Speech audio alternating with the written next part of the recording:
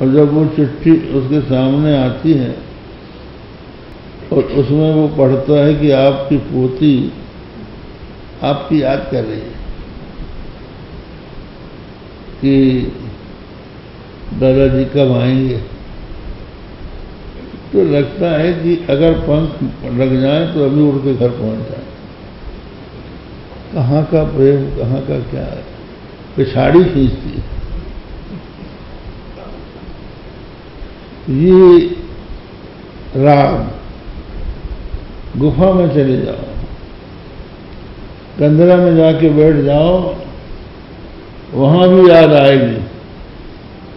जिससे प्यार होगा वो वहां भी आपको परेशान करेगा कि कब मुझसे भेंट हो जाए।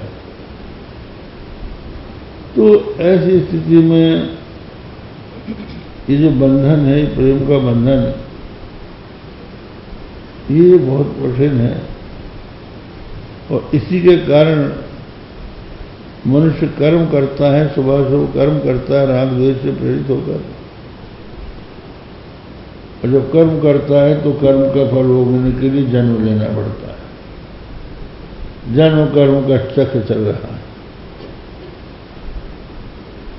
तो प्रसंगमजरम पाशम आत्मन कवयो विदुः सएव साधु सुकृतो मोक्षद्वारमपावृतम्। अगर वही प्रेम, वही आसक्ति साधु पुरुषों पर हो जाए तो मोक्ष का खुला दरवाजा हो जाता है। तो ये कैसे हो गया?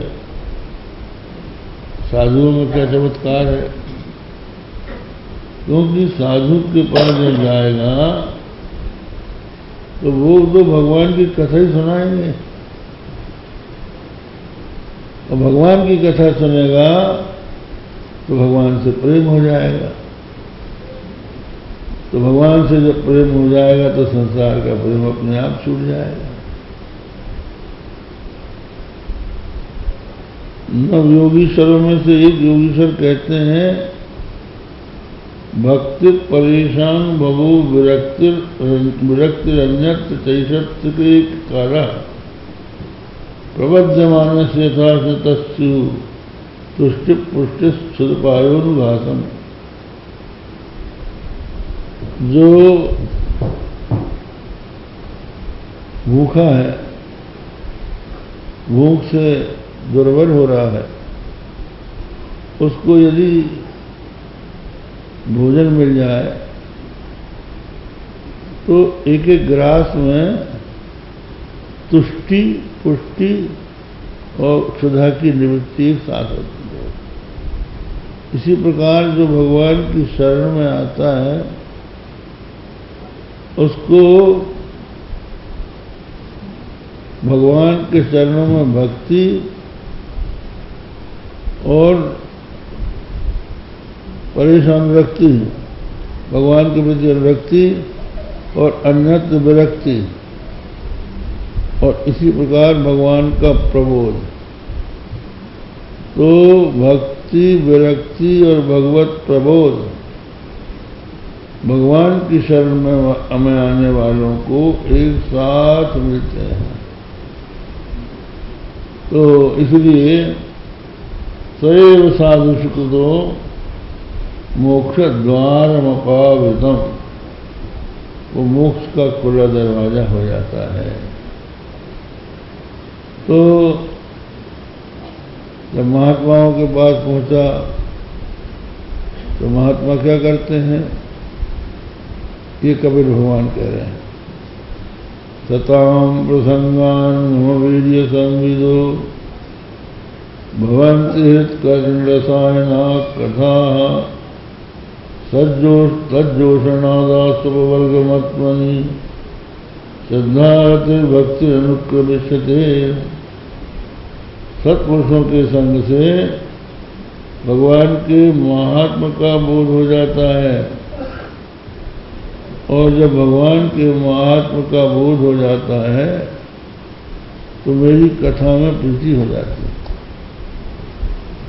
कथा रसायन जैसी लगती है, जैसे किसी ने रस पिला दिया। रोगी को रसायन खिला दिया जाए तो उसकी कमजोरी दूर हो जाती है। इसी तरह से मनुष्य के मन में जो निर्बलता है वो भगवान की कथा के रसायन के सेवन से दूर हो जाती है। तो क्रमशः मोक्ष के मार्ग में श्रद्धा, रति और भक्ति क्रम से आ जाती है। तो ये है भगवान की लीला के श्रवण का महत्व। तो प्रेम में भगवान की लीला सुनते हैं, और लीला में जब भगवान की ऐसी लीलाएं आती हैं जिससे कभी कभी संदेह हो जाता है, क्या ये भगवान है?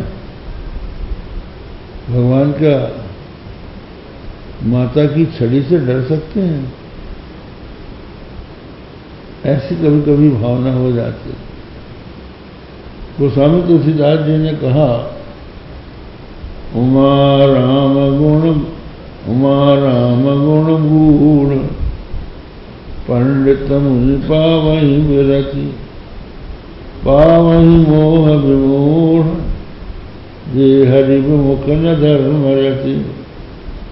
हे उमा, राम के गुण गूढ़ है। पंडित और मुनियों को उनको सुनकर वैराग्य होता है, लेकिन जो मूढ़ हैं और जो भगवान से विमुख हैं, धर्म के प्रति जिनके मन में प्रेम नहीं है, उनके मन में मोह उत्पन्न हो जाता है।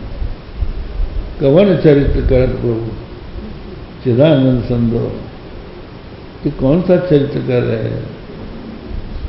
ये क्या है? ये भगवान का काम है। तो यदि प्राकृत बुद्धि हो गई तो लीला सुनते सुनते अश्रद्धा उत्पन्न हो सकती है। इसलिए नारद भक्ति सूत्र में लिखा है, न तत्रापि महात्मा विस्मृते अपवादः तद्विहीनम तो जाराणाम एवं।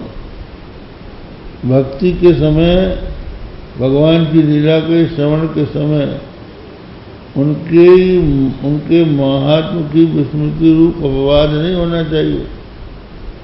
यदि भगवान की भगवत्ता का विस्मरण हो जाए तो फिर उनकी भक्ति जो है प्राकृत लोगों के चरित्र के समान हो जाएगी। उनके चरित्रों में इसी प्रकार की बुद्धि हो जाएगी। इसलिए बीच बीच में भगवान की लीला सुनाते सुनाते श्री सुखदेव जी महाराज उनके वैभव का प्रदर्शन कर लेते। कहाँ तो यशोदा जी की छड़ी से डर रहे थे और कहाँ मुख में सारा विश्व दिखला दिया। तो समझ गए कि अरे ये बालक नहीं है, महात्मा आ गया सामने। व्यापक ब्रह्म निरंजन निर्गुण विगत विनोद, सूर्य भक्त प्रेम वश कौशल्या की गोद। गोस्वामी तुलसीदास जी